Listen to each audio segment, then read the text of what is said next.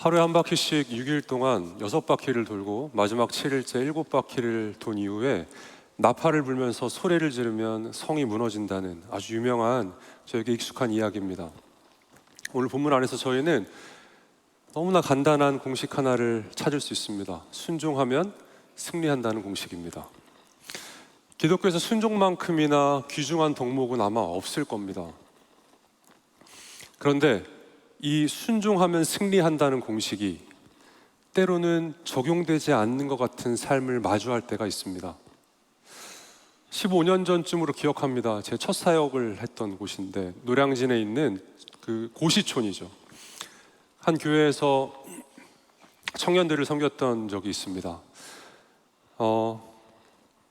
얼마나 많은 신실한 청년들이 그곳에 와서 공부를 하면서 신앙생활을 하는지 모릅니다. 지방에서 다들 이제 노량진에 올라와서 열심히 공부를 하면서 함께 신앙생활을 하는 겁니다. 제가 섬기던 청년부에도 그렇게 신실한 기독 청년들이 많이 있었습니다. 저희 교회가 했던 제가 섬겼던 청년부가 했던 사역 중에 청년부 새벽 예배를 따로 6시 반에 드리고 7시가 되면 새벽 밥을 나눠줍니다. 그러면 이제 아침에 와서 새벽 예배를 드리고 새벽 밥을 먹고 7시가 한 7시 한 반 정도부터는 하루 종일 공부하는 겁니다. 어떤 청년들 중에는 내가 공부를 하고 있지만 하나님을 섬기고 싶다고, 지금 섬기지 않으면 언제 섬기겠냐고 교회를 섬기겠다고 리더로 헌신해서 리더로 헌신하면서 예배를 함께 이렇게 섬기는 청년들도 있었어요. 그런 청년들이 좀 이렇게 잘 돼서 합격해서 돌아가면 좋겠는데 그게 늘 마음과 같지 않습니다. 당시만 해도 요즘이야 좀 덜한데 공무원 열풍이 굉장히 강하게 불어서 수백 대 1의 경쟁률을 보는 것이 그렇게 어렵지 않았습니다. 근데 어떻게 교회를 다닌다고 기독 청년들만 다 시험에 붙을 수 있겠습니까? 어떤 청년들은 감사하게 열심히 신앙생활하고 공부하다가 시험에 붙어서 귀향하기도 하고요. 어떤 청년들은 원했던 목적을 이루지 못한 채 귀향하기도 했습니다. 그 돌아가는 청년들의 뒷모습을 바라보는 것이 늘 마음이 굉장히 어려웠습니다. 그런데 제 마음을 더 많이 아프게 했던 것은 무엇이냐면 종종 제게 찾아와서 이런 상담을 하는 겁니다. 목사님, 제가 뭘 잘못했나 봐요. 제가 뭐가 부족했나 봐요. 하나님 앞에 죄가 있거나 근데 그걸 회개하지 못했거나 하나님 앞에 순종이 부족했나 봐요 라고 얘기하는 겁니다. 그거 아니라고, 충분히 잘했다고, 충분히 애썼다고, 하나님이 너를 향한 훨씬 더 위대한 계획을, 선하신 계획을 갖고 있을 거라고 위로했지만 그 슬퍼하며 돌아가던 뒷모습을 여전히 잊지를 못합니다. 분명히 순종했는데, 분명히 하나님께서 말씀하신 것을 내가 철저하게 지키려고 노력했는데 결과가 내가 기대했던 그 결과, 내가 기대했던 그 승리가 아닌 것 같은 삶의 순간들을 저희가 자주 마주하고 그것들이 저희가 갖고 있는 신앙과 하나님에 대한 지식으로 해석되지 않을 때가 있는 겁니다. 오늘 본문 안에서 그저 승리의 조건이 순종이라는 이 간단한 공식만을 가지고 삶의 현장으로 뛰어들면 굉장히 복잡다단한 이 삶의 현장에서 이 공식이 적용되지 않는 것 같은 삶을 만나는 것이죠. 여전히 오늘 본문에서 하나님께서는 순종을 중요하다 말씀하시고 하나님 앞에 철저하게 복종하는 것을 요구하십니다. 그럼 하나님께서 우리에게 이렇게 순종을 요구하신 이유가 뭘까요? 그 승리를 넘어 하나님께서 기대하시는 하나님 마음에 있는 그 속내가 무엇일까요? 여리고성 이야기를 저희가 잘 이해하기 위해서는 여리고성의 문맥을 저희가 이해할 필요가 있습니다. 오늘 본문은 13절, 저희가 13절부터 읽었는데요, 13절 말씀을 좀 띄워주시겠어요? 여호수아가 여리고에 가까이 이르렀을 때에 눈을 들어 본즉 한 사람이 칼을 빼어 손에 들고 마주 서 있는지라. 여호수아가 나아가서 그에게 묻되 너는 우리를 위하느냐 우리의 적들을 위하느냐 하니. 지금 이스라엘 백성들은 여리고에 가까이 이르렀다고 얘기합니다. 여리고에 가까이 이르던 이 지역은 어딜까요? 이스라엘 백성들은 저희가 좀 전에 읽었던 5장 13절 그 이전에 5장 초두에서 길갈이라는 지역에서 할례를 받았습니다. 길갈은 여리고에서 채 2마일이 떨어지지 않은 거리입니다.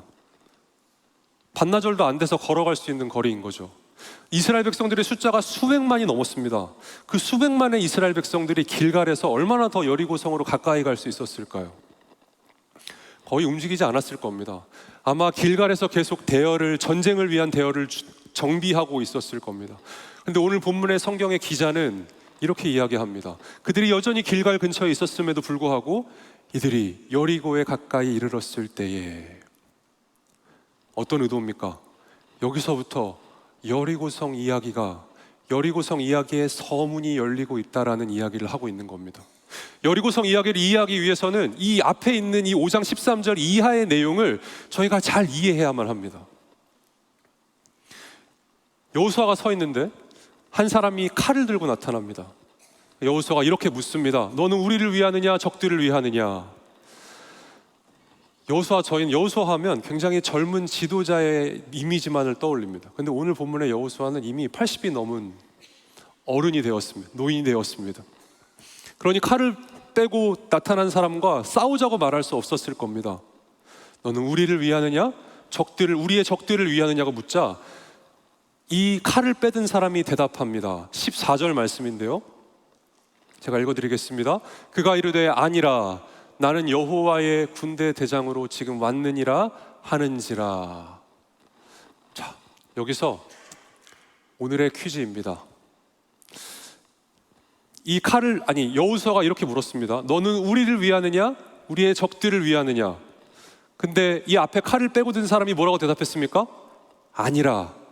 1번 우리 편이 아니다. 2번 남의 편이 아니다. 답이 뭘까요? 우리 KCPC 성도님들은 명민하셔서 이런 거에 넘어가지 않습니다. 3번이 있습니다. 둘 다 아니다. 정답은 3번입니다.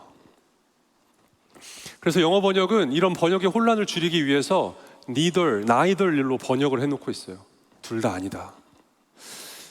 여호수아는 내 앞에 선 사람이 우리 편 혹은 남의 편 이 정도로 생각을 했던 거죠. 근데 여호수아 앞에 서 있던 사람이 이야기하는 겁니다. 둘 다 아니라고. 그리고는 나는 여호와의 군대 대장으로 왔다라고 얘기합니다. 여호수아가 너무 놀라서 얼굴을 땅에 대면서 엎드려서 이야기합니다. 내 주여, 종에게 무슨 말씀을 하려고 하십니까? 그러자 그 여호와의 군대 대장이 이렇게 얘기합니다. 내 발에서 신을 벗어라. 네가 선 곳은 거룩하니라. 이 성경이 쓰여진 당시에 본인의 신발을 벗는다는 것은 내가 가진 모든 권리를 내 앞에 있는 사람에게 이양한다는 의미를 갖고 있었습니다. 그래서 당시에 이 소유주, 주권을 갖고 있는 사람 앞에서 노예나 종이 신발을 벗어서 나의 충성심, 당신이 나의 주인이라는 것을 표현하기 위해서 신발을 벗었습니다. 여호수아는 내 앞에 선 사람, 그게 하나님이라 할지라도 그분이 나의 계획을 도와주시는 분이건 혹은 우리의 계획을 반대하시는 분이건 아니면 아예 우리의 계획에 관여를 안 하시는 분 정도로 하나님을 그 카테고리 안에 넣어놓고 생각했던 겁니다.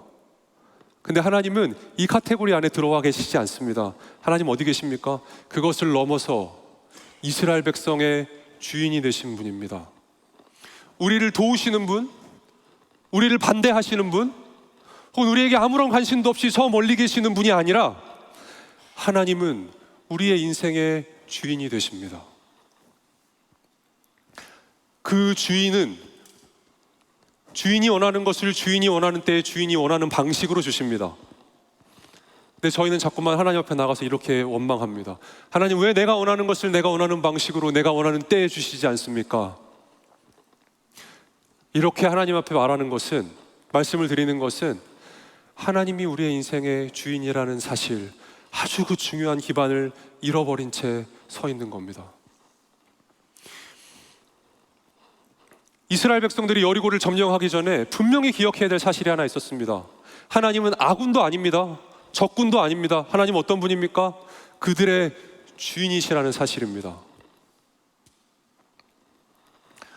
설교를 준비하며 지난 사역했던 기간을 이렇게 곰곰이 돌아보는데 결론이 이렇게 납니다. 와, 정말 마음대로 되는 일이 하나도 없었구나. 목사로 사역을 하는 일이 늘 그렇습니다. 마음대로 되는 일이 정말 아무것도 없습니다. 나름 계획하고 기도하고 하나님의 사역을 한다고 애썼는데 마음대로 되는 일이 하나도 없을 때 새벽에 홀로 예배당에 가서 이렇게 기도합니다. 하나님을 이렇게 부릅니다.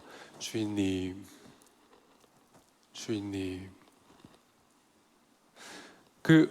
저희가 늘 기도할 때 주여 하고 부르잖아요. 이 주여란 단어와 주인님이란 단어가 다르지 않습니다. 그렇죠? 똑같은 의미지만 주인님이라는 단어가 갖고 있는 이 어감이 있습니다. 한국말이 이 고유한 뉘앙스가 있는 거죠. 오늘 설교의 제목이 주인님인데 이걸 영어 제목으로 지어야 되는데 이걸 어떻게 될지가 고민이 됐습니다. Lord, my master, 온갖 고민했습니다. My honorable master, esteemed master. 어떻게 해도 그 주인님이란 단어가 담기지가 않는 겁니다. 그래서 영어를 모국어로 쓰시는 목사님에게 가서 뭐가 좋겠냐고 여쭸더니 그 영국에서 그 영토의 주인인 사람한테 종이 가서 이렇게 부를 때 My lordship, your lordship 이렇게 부른다고 합니다. 그래서 이게 좀 더 낫겠다. 모국어로 쓰는 분들한테 이게 얼마나 어감이 와닿는지 잘 모르겠어요. 근데 저희는 압니다. 이 주인님 하고 부르면 정말 그분이 우리의 인생의 주인님이신 거죠. 주인님 30분, 1시간 내내 그 기도만 하다가 돌아올 때도 많습니다. 주인님 하다 보면 마음에 정말 알 수 없는 그 도대체 세상은 줄 수 없는 평안이 쫙 밀려오는 것을 경험합니다.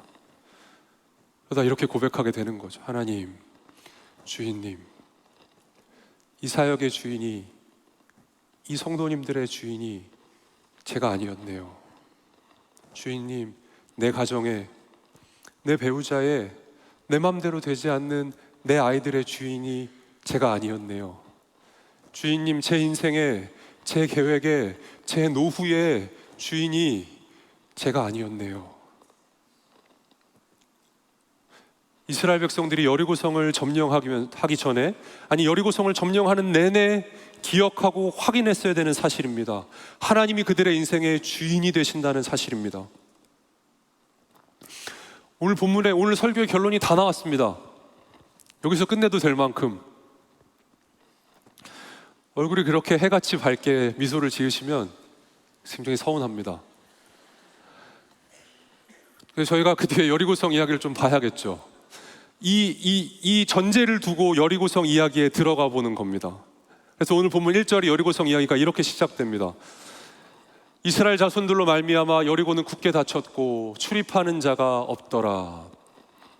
이스라엘 때문에 여리고가 문을 굳게 닫았다고 합니다. NEB 성경 같은 경우는 번역을 어떻게 했냐면 볼트를 다 돌려서 꽉 잠궈놓고 빗장을 채워놨다라고 번역을 해뒀어요. 왜 이렇게 꽉 걸어 잠그고 있는 걸까요? 여리고도 알았을 겁니다. 40여 년 전에 그 근동의 패권 국가였던 애굽을 꺾고 홍해를 가르고 나온 이스라엘 백성들의 소문을 다 들었을 겁니다. 얼마 전에는 요단강을 마른 땅처럼 건너서 왔답니다. 그러니 여리고가 두려워서 문을 다 꽁꽁 닫아둔 겁니다. 여리고성은 인류 역사상 가장 오래된 도시로 알려져 있습니다. 그냥 성경이 그렇게 이야기하는 걸 넘어서 고고학자들의 발견이 그래요. 제가 작년에 그 이스라엘 성지 순례를 다녀오면서 여리고성 여전히 발굴 중인데요. 거기가 여리고성 성터를 다녀온 적이 있습니다. 거길 들어가는 입구에 입간판이 이렇게 쓰여져 있습니다. The oldest city of the world. 세상에서 가장 오래된 도시. 실제로 세상에서 가장 먼저 어느 정도 규모를 갖춘 성벽과 망대를 가지고 있었던 도시가 여리고라고 합니다. 이스라엘 백성들이 여리고성을 점령하기 위해 그 앞에 섰을 때 여리고성의 구조는 이랬습니다. 이중벽 구조로 되어 있는데요. 외벽이 이렇게 올라가는 제방 위에 세워서 7m가 넘어가고요. 30피트가 넘어가는 거죠. 내벽의 높이는 6층 건물 높이가 넘어갑니다. 40년을 광야에서 만나를 먹었던 이스라엘 백성들이 이 여리고성을 무너뜨릴 수 있겠습니까? 보면서 우리가 무너뜨릴 수 있겠다고 자신했겠습니까? 아닙니다. 그러지 않았을 겁니다. 그러니 기발한 작전이 필요합니다. 그냥 일반적인 생각으로는 이 여리고성을 무너뜨릴 수가 없습니다. 하나님께서 그래서 정말 기가 막힌 작전을 주시죠. 기가 막힙니다. 정말 대열을 꾸리는 겁니다. 앞에 군사들을 두고요. 그 다음에 7명의 제사장들을 세워서 양각나팔을 들게 합니다. 그리고 그 뒤에 언약궤를 세우고 그 뒤에 다시 호위를 위한 군대를 세웁니다. 군사들을. 그러고 나서 하루에 한 바퀴씩 6바퀴를 돌고 마지막 7일째 7바퀴를 돈 이후에 나팔을 크게 불면서 소리를 악 지르면 성이 무너질 거야 라고 말씀해 주시는 겁니다. 여러분, 제가 이런 작전을 말씀드리는데 얼굴이 평온하십니다. 이게 말이 됩니까? 이 작전을 듣고 있던 여호수아의 심정은 어땠겠습니까? 다들 믿음이 좋으셔서 하나님이 좀 이런 작전을 주시면 얼마나 좋겠습니까? 이렇게 왕을 유인할 수 있는 유인조는 네가 해야 돼. 정탐조, 체포조, 그리고 막 침략조, 그리고 막 점령조 이렇게 막 해주셨으면 너무너무 좋겠습니다. 아니면 트로이의 목마 같은 기가 막힌 정말 기이한 작전을 주시던가요. 근데 하나님께서 뭐라고 하시는 겁니까? 가서 돌아라. 여호수아가 이 작전을 이스라엘 백성들에게 전해야 되는데 여호수아의 심정이 어땠을까요? 이스라엘 백성들 어떤 백성들인지 여러분 익숙하게 잘 아시죠? 천만다면 어떻게든 지도자를 끌어내리려고 지도자를 원망했던 사람들입니다. 니들 가서 돌아라 라고 얘기하면 뭐 돌라고? 돌아버리겠네 라고 했을지도 모릅니다. 그게 살갑 그냥 잘 들리지 않았을 겁니다. 말이 안 되는 겁니다. 인간의 이성과 합리로 이게 해석이 되지 않는 겁니다. 그러나 주 안에 한 몸 된 지체 여러분, 하나님의 말씀은 인간의 이성을 무시하지 않지만 인간의 합리성 안에 갇히지 않습니다. 하나님의 말씀은 인간의 합리성과 이성을 뛰어넘어 있습니다. 그래서 자주 하나님의 말씀은 저희에게 분석을 요구하는 것이 아니라 믿음과 복종을 요구합니다. 이스라엘 백성들이 이 명령을 듣기 전에 여호수아가 이 명령을 먼저 들었는데 이걸 전달하기 전에 여호수아가 걱정이 되는 겁니다. 얘네들이 뭐라고 할지.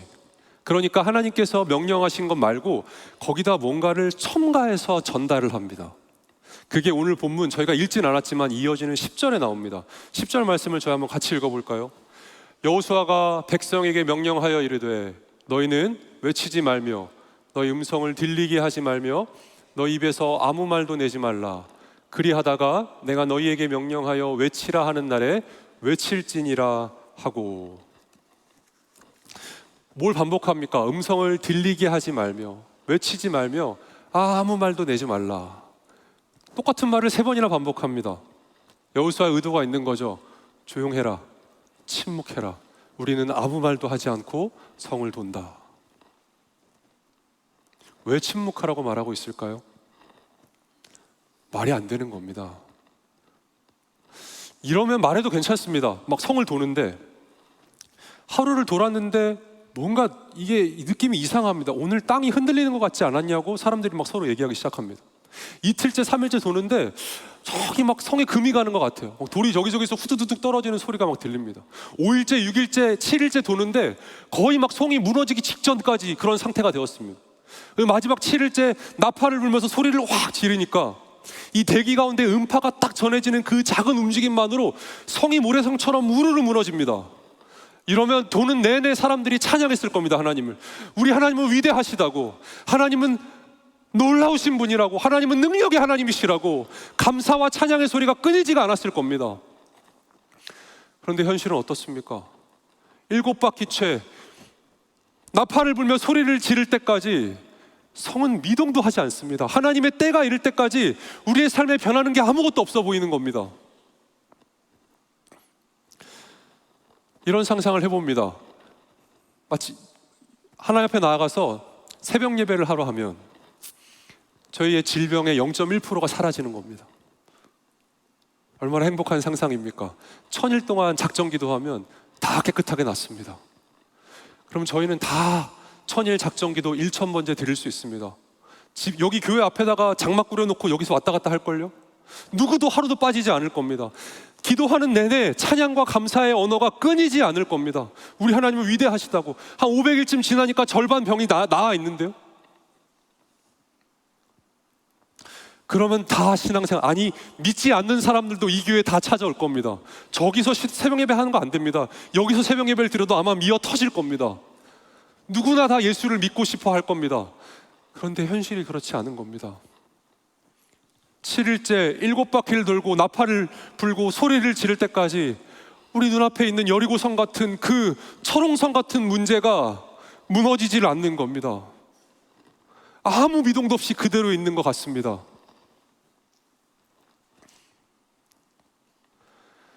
그리고 결국에 소리를 질렀더니 마지막 7일째 성이 어떻게 되죠? 오늘 저희가 읽지 않았지만 이어지는 20절 말씀에 이렇게 이야기합니다. 이에 백성은 외치고 제사장들은 나팔을 불매 백성이 나팔 소리를 들을 때에 크게 소리질러 외치니 성벽이 무너져 내린지라. 아멘. 저희가 보기에는 난공불락과 같이 보이는 여리고성이지만 그분이 말씀하시면 일순간에 무너져 내립니다. 여호수아 6장 1절에 하나님께서 여리고성을 너희들의 손에 붙여주셨다고 약속했고요, 무너지는 이야기는 20절 단 한 구절 나옵니다. 이스라엘 백성들의 관심은 여리고성이 무너지는 데만 있었을 겁니다. 여리고성이 어떠한 과정을 따라 어떠한 원리와 어떠한 이유로 언제 무너지는지 이스라엘 백성들의 모든 관심은 거기만 쏠려 있습니다. 근데 여러분, 5장 13절부터 시작돼서 6장이 총 27절로 구성되어 있는데 총 30절에 이르는 말씀 중에 여리고성이 무너지는 말씀은 딱 한 절입니다. 한 절. 하나님의 관심이 그걸 넘어 있는 겁니다. 어디 관심이 있습니까? 여리고성의 이야기를 기록한 성경의 기자는 뭘 자세히 기록하고 있냐면 하나님이 이러한 명령을 주셨다, 그리고 이 명령을 여호수아가 그대로 전달했다, 똑같이 반복되는 말씀을 그대로 반복해 놓고 있어요, 성경은. 그리고 이스라엘 백성들이 도는 모습을 계속해서 이야기합니다. 이스라엘 백성들이 한 바퀴를 돌았다, 진영으로 돌아갔다, 잤다, 다음날 아침에 일어나서 또 나왔다, 그리고 돌았다, 그리고 돌아갔다, 잤다. 이 얘기를 반복할 필요가 있습니까? 그냥 순종했다 그러고 그냥 지나가면 되는 일인데 굳이 성경은 이스라엘 백성들이 그걸 도운 이야기를 계속해서 반복하고 있는 겁니다. 우리 하나님의 관심이 어디 있는 겁니까? 여리고성이 무너지는 것, 그들이 그렇게 바랬던 바람이 이루어지는 것, 그들의 인생의 그 문제가 모래성처럼 무너지는 것을 넘어서 그들이 정말 하나님만 그들의 인생의 한 분뿐인 주인님으로 모시고 있는지, 그래서 그것이 아무리 비합리적이고 비이성적이라도 그 명령을 받았을 때 그것에 오롯하게 순종하고 있는지, 하나님은 거기에 관심을 갖고 계시는 겁니다. 주 안에 한 몸 된 지체 여러분, 문제는 저 상황이 아닙니다. 문제는 저 사람이 아닙니다. 문제는 나입니다. 하나님의 관심은 저 상황과 저 문제와 저 사람에게 있지 않습니다. 하나님은 오늘 나에게 관심을 갖고 계십니다. 여러분, 저 상황이 괜찮아지면 우리의 삶이 정말 괜찮아집니까? 살아봐서 아시지 않습니까? 문제는 꼬리에 꼬리를 물고 또 따라옵니다. 여러분, 저 왼수 같은 사람만 사라지면 정말 우리의 인생이 괜찮아집니까? 아닙니다. 저 왼수 같은 인간이 사라지면 하나님께서 우리 삶에 특공대를 보내주셔서 우리를 괴롭히십니다. 거기서 끝나지 않아요. 문제는 뭐냐면 납니다. 오늘 내가 하나님 앞에 하나님이 내 인생의 주인이신 줄 알고 내가 그분의 명령에 완전히 복종하며 그분 없이는 못 사는 인생으로 살고 있는지, 하나님은 오늘 저와 여러분을 우리의 인생에 합쳐진 모든 삶을 통하여서 그런 인생으로 빚어가시기를 기대하고 계시는 겁니다. 십수년 전에 저희 가족과 가깝게 알게 된 저희가 사랑하는 노부부가 있습니다. 평생 예수를 믿지 않으신 분들이십니다. 그래서 저희 부부가 얼마나 열심히 기도하면서 그분들을 전도하기 위해 애썼는지 모릅니다. 2018년 여름에 부인분께서 하나님의 은혜로 예수를 믿고 세례를 받으셨고 2019년 말에 부군께서 세례를 받으셨습니다. 그리고 2019년 1월에 폐암 말기 판정을 받으셨어요.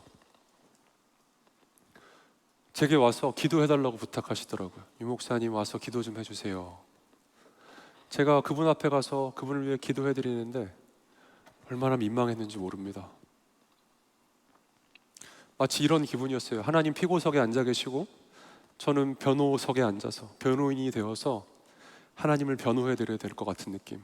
우리 하나님 그런 분 아니라고, 우리 하나님 선하시다고, 우리 하나님 좋은 분이라고 변호해야 될 것 같은데 저 같은 필부가 어떻게 하나님을 변호하겠습니까? 갈 때마다 그저 갑갑할 뿐입니다. 제가 기도하면 좀 덜 아픈 것 같다고 말씀하시는데 그 말씀을 듣는 것도 얼마나 민망했는지 모릅니다. 온갖 약을 다 썼는데 점점 암이 번져갑니다. 어쩜 그렇게 내성이 빨리 생기는지 순식간에 암이 다 번져버렸습니다. 더 이상 쓸 약이 없어서 병원에서는 임상약을 한번 써보자고 이야기했습니다. 효과가 너무 좋은 약인데 이 약에 맞는 유전자를 가지고 있는 사람들이 폐암 환자들 중에 총 10%가 안 된다고 얘기하는 겁니다. 그래서 유전자 검사를 하기 위해 당시 한국에 있었는데 유전자 검사 결과를 받기 위해 미국으로 유전자를 보냈습니다. 2주가 걸려서 돌아왔고 제가 목요일로 기억합니다. 목요일날 그 어르신께서 부군께서 제게 전화를 주셨어요.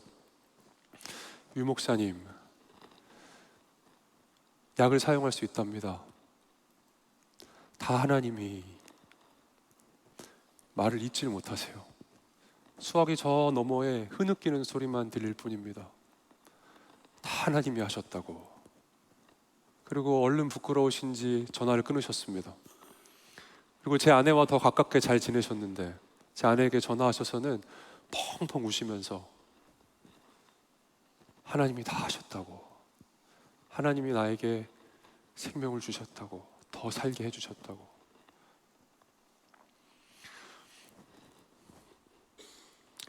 그분이 이 일이 있은 이후에 그분의 소위 저희가 18번이라고 부르죠. 그분이 제일 좋아하는 찬양이 뭔지 아십니까? 나 같은 죄인 살리신입니다. 나 같은 죄인 살리신 그네 고마워.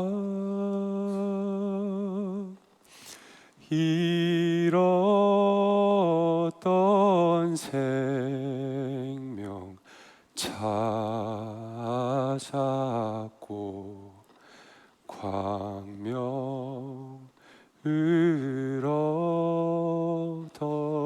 얻었네. 이게 예수 믿자마자 폐암 말기 판정을 받은 분이 부를 찬양이 맞습니까? 그렇게 투병을 하시다가 결국 2년 동안 투병을 하시다가 돌아가셨어요. 제가 여러분들 앞에서 소망을 드릴 이야기, 그분이 깨끗하게 나오셨다고 하면 얼마나 좋겠습니까? 근데 제가 사기칠 수는 없잖아요. 근데 저는 그분이 그 투병의 기간을 지나면서 하나님이 그분을 어떻게 빚어가시는지를 분명히 봤습니다. 하나님 없으면 못 사는 인생으로, 하나님 한 분만 인생의 주인으로 삼는 인생으로 하나님이 신실하게 빚어가시는 것을 톡톡하게 선명하게 봤습니다. 이 이야기가 구약성경의 이야기뿐 아닙니다. 로마서 8장 28절, 저희가 잘 아는 구절이죠. 우리가 알거니와 하나님을 사랑하는 자 곧 그의 뜻대로 부르심을 입은 자들에게는 모든 것이 합력하여 선을 이루느니라. 여기 선이 의미하는 바가 뭡니까? 저희는 보통 저희의 삶의 지평에서 이 선이 저희가 그토록 바라던 그 어떤 것이 모든 것이 합쳐져서 결국에 이루어진다라고 보통 해석을 합니다. 물론 우리가 각자가 처한 상황에서 이렇게 말씀을 해석하고 적용하는 것도 괜찮습니다. 그것도 맞는 해석일 수 있습니다. 그런데 로마서 8장 28절은 로마서 안에서 더 분명한 문맥 안에서 이 선이란 단어가 무엇인지를 이야기해 줍니다. 뒤 이어지는 29절에 이런 얘기를 합니다. 하나님이 미리 아신 자들을 또한 그 아들의 형상을 본받게 하기 위하여 미리 정하셨으니 이는 그로 많은 형제 중에서 맏아들이 되게 하려 하심이니라. 아멘. 한글 성경에 나와 있지 않지만 영어 성경 그리고 원문에도 이 접속사 for, 왜냐하면이란 단어가 붙어 있습니다. For those God foreknew, 하나님께서 미리 아신 자들을 어떻게 하시겠다고 합니까? 그 아들의 형상을 닮게 하기 위해서, to be conformed to the likeness of his son, 그 아들의 형상을 본받게 하기 위하여서 이렇게 이 29절에 이어지는 겁니다. 28절과 29절을 이어서 보면 이렇게 되는 겁니다. 하나님이 모든 것을 합력하여 이루시는 선이 선을 이루시는데 왜냐하면 그 아들의 형상을 닮게 하시기 위해서입니다. 하나님이 모든 것을 합해서 뭘 이루시는 겁니까? 오늘 저와 여러분이 그 아들의 형상을 닮게끔 만드신답니다. 로마서 8장은 위대한 하나님의 구원의 이야기를 그리고 있습니다. 그 앞에서부터 하나님께서 어떤 일을 하셨는지 감격적으로 로마서가 이야기를 해오다가 8장에 이르러서 그분이 그 구원의 클라이막스에서 어떤 일을 하시는지를 이야기하는 겁니다. 모든 것을 합해서 너희들이 내 아들의 예수의 형상을 닮게 하겠다. 빌립보서 2장 3절 이하에서 이렇게 예수 그리스도에 대한 이야기를 합니다. 그는 근본 하나님의 본체이시나, 그 중간에 이렇게 얘기합니다. 자기를 비워 종의 형체를 가지사, 그 끝은 이렇게 끝납니다. 죽기까지 복종하셨느니라. 인류 최초의 죄는 뱀이 이렇게 유혹합니다. 네가 이것을 먹는 날에는 내 눈이 밝아져 하나님과 같이 되어 선악을 분별하게 될 것이다. 처음 선악과를 인류가 따먹었던 이유는 하나님처럼 되기 위함이었습니다. 하나님 없이도 잘 살 수 있다고 영적으로 독립을 선언했던 것이 인류 최초의 죄악이었습니다. 하나님 없이도 잘 살 수 있다고 하나님으로부터 독립했던 인생들을 하나님께서 부르셔서 구원하시고 어떻게 만들어 가시겠다는 겁니까? 하나님 한 분만 인생의 주인으로 삼아 하나님 없으면 한순간도 한숨도 못 쉬는 인생으로 빚어 가시겠다고, 모든 것을 합력해서 그 선을 이뤄 가시겠다고 약속하시는 것이 로마서 8장 28절의 그 위대한 약속입니다. 오늘 주안에 한몸된 지체 여러분, 어떠한 삶의 자리를 지나고 계십니까? 혹시 저처럼 이해할 수 없는, 도저히 내가 가진 신앙으로 해석이 안 되는 시간을 지나고 계시진 않습니까? 뭐 하나 마음대로 안 되는 것처럼 낙심되는 상황에 계신 건 아닙니까? 오늘 우리 하나님께서 약속하십니다. 내가 모든 것을 합해서 너희가 내 아들의 형상을 닮은 자들로 되어가도록 빚어가겠다. 이 하나님의 약속이 여러분의 평생의 신앙의 여정에 위로와 소망과 용기가 되시기를 바랍니다. 설교를 준비하는 내내 찬양이 하나 계속 마음을 울렸습니다. 올라오셔서 반주해 주셔도 괜찮습니다. 네. 그 나는 믿네란 찬양입니다. 가사가 이렇습니다. 내게 허락하신 시련을 통해 나의 믿음 더욱 강하게 자라나고. 어떤 믿음이 자라나는 겁니까? 내 앞에 문제가 해결될 거라는 믿음입니까? 그분이 나의 인생의 주인님이라는 믿음이 자라난답니다. 험한 산과 골짜기 지나는 동안 주께 더 가까이 나를 이끄시네. 하나님 없는 인생, 하나님 없이는 못 사는 인생으로 저희를 빚어가신답니다. 그러나 내가 겪는 시험이 어렵고 힘겨워도, 여리고 성이 아무리 높아 보여도 내 주님보다 크지 않습니다. 내 앞에 바다가 갈라지지 않아도, 내 앞에 여리고 성이 무너지지 않을 것만 같아도 우리 하나님 약속하십니다. 내가 바다 위로 너희를 걷게 할 것이다. 내가 믿습니다. 뭘 믿습니까? 내 앞에 있는 인생의 문제들이 해결되는 걸 믿는 걸 넘어서 내 삶이 해결될 것을 믿습니다. 나는 믿습니다. 무엇을 믿습니까? 그렇기 때문에 내가 담대히 나아갈 수 있습니다. 주와 함께 싸워 결국에 우리가 승리하게 될 것입니다.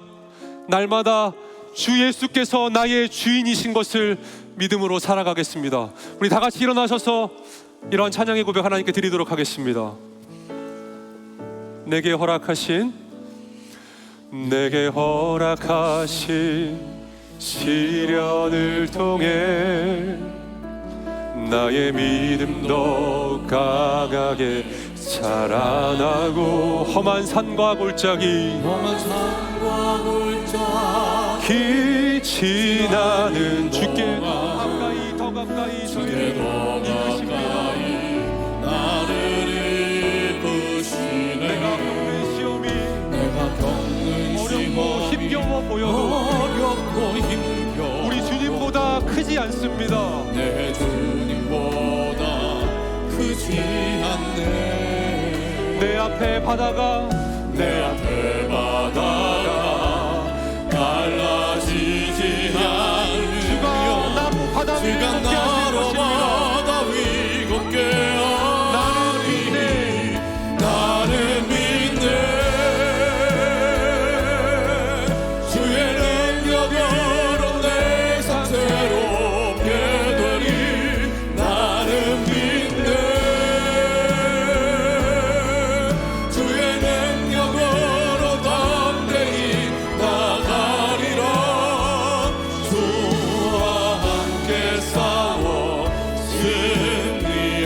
승리하리라. 날마다 믿음으로 나 살아가리. 내게 허락하신 시련을 통해 내게 허락하신 시련을 통해 나의 믿음 더욱 강하게 자라나고 험한 산과 골짜기 험한 지나는 산과 골짜기 지나는 동안 주께 더 가까이 우리를 이끄십니다. 내가 겪는 시험이 어렵고 힘겨워만 보여도 겪는 시험이 어렵고 힘겨워 그 높은 여리고보다 우리 주님이 더욱 크십니다. 주님보다 크지 않네. 내 앞에 바다가 갈라지지 않아도 바다가 갈라지지 않아 주가 우리로 바다 위를 걷게 하실 것입니다. 바다 위 걷게 나는 믿네. 나는 믿네. 주의 능력으로 내 삶 새롭게 되리. 나는 믿네. 주의 능력으로 담대히 나가리라. 주와 함께 싸워 승리하리라. 날마다 믿음으로 살아가겠습니다.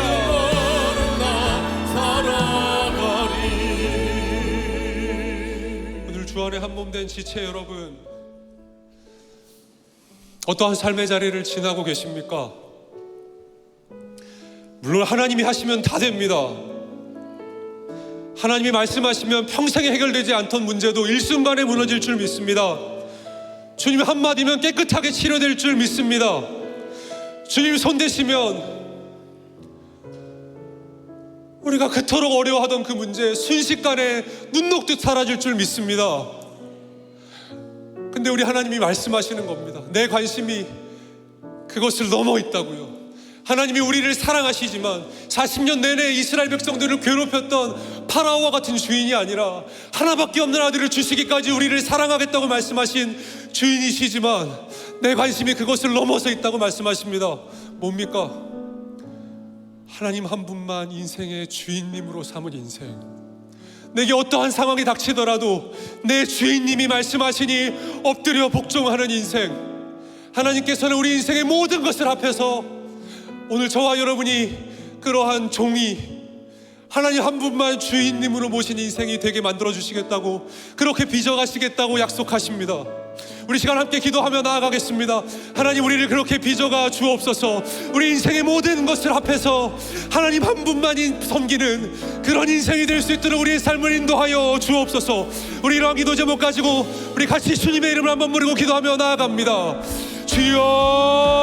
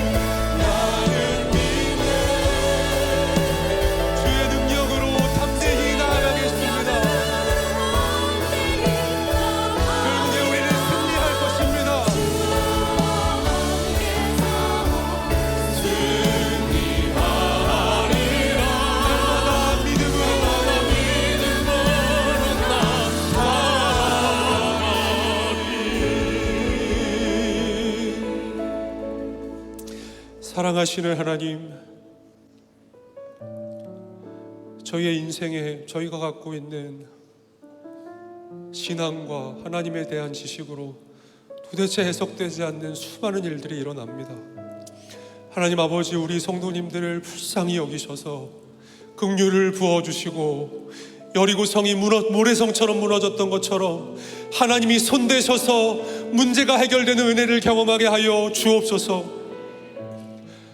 그러나 하나님, 그 모든 것들을 넘어 여전히 우리의 삶에 문제가 지속되고 있음에도 불구하고 하나님, 결국에 그 모든 것을 합하셔서 오늘 저희를 예수 닮은 형상으로, 하나님의 아들을 닮은 형상으로, 하나님 한 분만 우리의 인생의 주인으로 모신 인생으로, 주님 없으면 못 사는 인생으로 빚어가시는 그 사실 앞에 순복하며 나아가는 인생이 될 수 있도록 함께하여 주옵소서.